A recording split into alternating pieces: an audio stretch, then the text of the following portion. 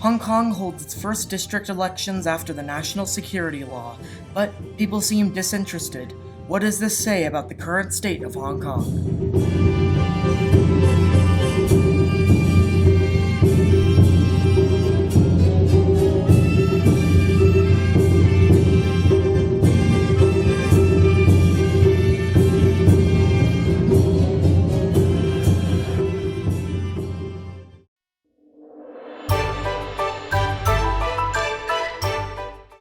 So, Hong Kong has held its first district election since the national security law came into effect. In that last election, which was 4 years ago, Democratic parties won a landslide victory against the pro-Beijing parties. So, how did the government fix this? They banned pro-democracy parties.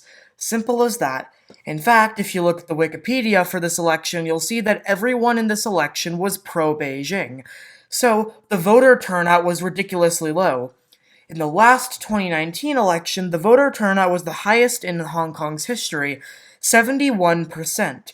But in this new one, it was just 27 or so percent. Because people saw that there was a lack of political diversity in this election, therefore thought that voting one way or another didn't matter. In fact, in that previous election, 18 out of the 19 districts voted for pro-democracy parties, all except for, wait, my district? Why is Lantau so pro-Beijing? As Hong Kong's chief executive said, from now on, the district councils will no longer be what they were in the past, which was a platform to distract and reject the government's administration, to promote Hong Kong independence and endanger national security, he said. Once again, something I always find frustrating is how he constantly mentions Hong Kong independence as a bad thing, but then never explains why it's a bad thing. So, yeah, he's basically just saying something that people view positively, not explaining why it's a bad thing, which doesn't really look good. As many people saw, their only way to show support for pro-democracy was just to not vote at all, and indeed that is what happened. There's basically two types of elections in Hong Kong, which may be surprising to those who think that Hong Kong is fully not a democracy. It has remnants of democracy, but it's not exactly free. Basically, every 4 years, there is a new prime minister or chief executive selected by Beijing, as well as majority of the seats in the Hong Kong Parliament or LegCo are elected undemocratically, but 20% of the seats are elected democratically. Kind of. All the candidates are still pro-Beijing, so it doesn't really matter. But anyways, this happens every 4 years, and in the context of the US and Canada, you can think of it as a federal election. They've even gone so far as to edit the physical LegCo room, where basically at the end they would have the seal of Hong Kong, which was of course desecrated during the storming of the parliament. But now, just so that everyone knows their place, that has been replaced with the Chinese coat of arms.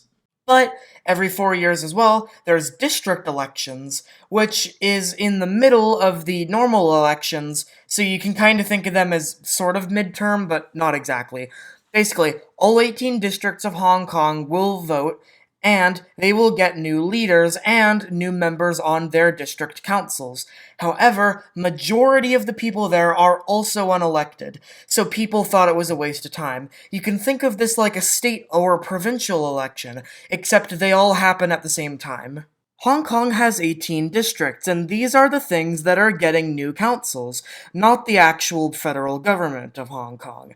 And they all have numbers, which is why you'll see big numbers being displayed in the branding for all of the candidates. For example, number 1 would be Lantau and the Islands District. And as someone who lived and was born in Lantau, I can say that this is because Lantau is number 1.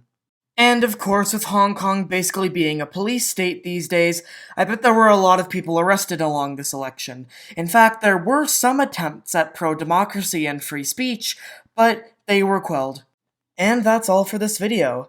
Thanks for watching, that's all I have to say, And, well, I said that I was not going to post this in the month of December, but I've decided that the reason that this channel kind of stressed me out was not the making videos part. I actually really enjoy it.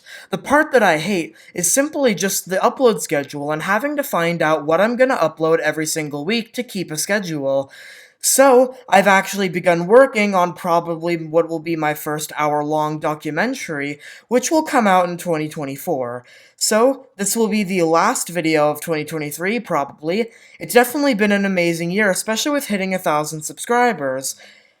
And next year, I have a lot of crazy videos planned. I'm gonna be traveling a lot more, I have so many cool things coming out, and you're gonna get to see all of that. So, thanks, and Happy New Year, and Merry Christmas.